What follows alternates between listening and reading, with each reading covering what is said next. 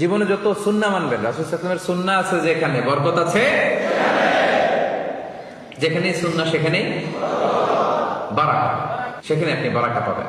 যে কোনো সুন্নাহ, like Sunnah of eating, Sunnah of sleeping, Sunnah of travelling, Sunnah of trading, খাওয়া, ঘুমানো, সফর করা, ব্যবসা, কাজ করা, যে কোনো কাজের ক্ষেত্রে সুন্নাহ মানলেই ওটার মধ্যে বরকত আছে না? নেই? সুন্নাহর সাথে সবসময় নিজেকে জড়িয়ে রাখবেন। যেমন সুন্নাহ অফ ইটিং, খাওয়ার সময় সুন্নাহ মানলে কি বরকত পাওয়া যায় একটু দেখেন। এক সাহাবী এসে বলল, ইয়া রাসূলুল্লাহ, ইন্না নাআকুলু ওয়া লা নাশবা। হে আল্লাহর রাসূল, আমরা খাই কিন্তু পেট ভরে না। এরকম অনেক সময় হয় না? হয়। কার কার হয় দেখি? খাইলেও পেট ভরে না, দেখি কার কার। সাহস করে দিয়ে একজন হাত তুলেও ফেলছে। ঠিক আছে, সৎ সাহসের জন্য ধন্যবাদ। হতে পারে যারা কাজ করে বেশি, চিন্তা করে বেশি, ক্ষুধা লাগে। নট নেসেসারি যে আপনার অনেক দৌড়াইতে হবে, এক্সারসাইজ করতে হবে না। আপনি ব্রেন স্টর্মিং করলে ক্ষুধা লাগবে। আমি নিজেও ফিল করি, যখন কোনো কিছু নিয়ে খুব ভাবি তখন ক্ষুধা লাগে, এটা হয়। তো সাহাবীরা কি চিন্তা করেন, কি সিম্পলিস্টিক লাইফ লিড করতো। মনে যা আসছে নবীরে বলে ফেলছে, এ রাসূলুল্লাহ, ইন্না নাআকুলু ওয়া লা নাশবা। রাসূল, আমরা খাই কিন্তু পেট ভরে না। পেট ভরে না কেন?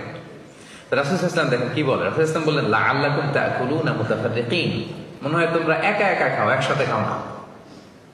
মনে হয় তুমি একা একা খাও, মেবি ইউ ইট অ্যালোন, একসাথে মনে হয় খাও না।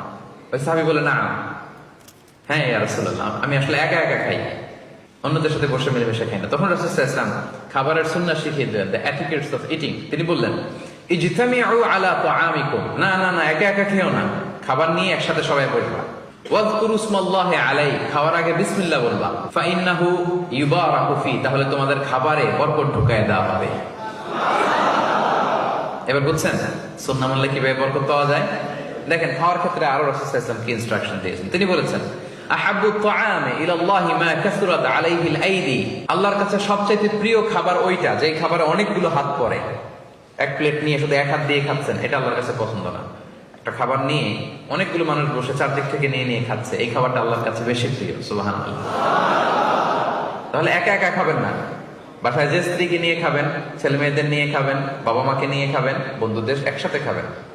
এবং খেয়াল করে দেখবেন, একা একা খেলে যে টেস্ট পাওয়া যায়, কয়েকজন মিলে খেলে এটা টেস্ট বেড়ে যায় কয়েক গুণ। কি বলেন? পারে না? বাড়ে। দেখবেন, খেয়াল করে দেখবেন, তাহলে বেশি বরকত। আবার রাসূল সাল্লাল্লাহু আলাইহি ওয়াসাল্লাম বলেছেন আরেকটা এটিকেট শুনেন, আল বারাকাতু তানজিলু ওয়াসাতাত তাআম, খাবারে বরকত নাজিল হয় একেবারে মিডলে, মাঝখানে। এক প্লেট খাবার, মাঝখানে বরকতটা আগে নাজিল হয়, সেখান থেকে ছড়ায়। ফাকুলু মিন হাফিয়াতি, তোমরা চারিপাশ থেকে খাও, মাঝখান থেকে নিও না।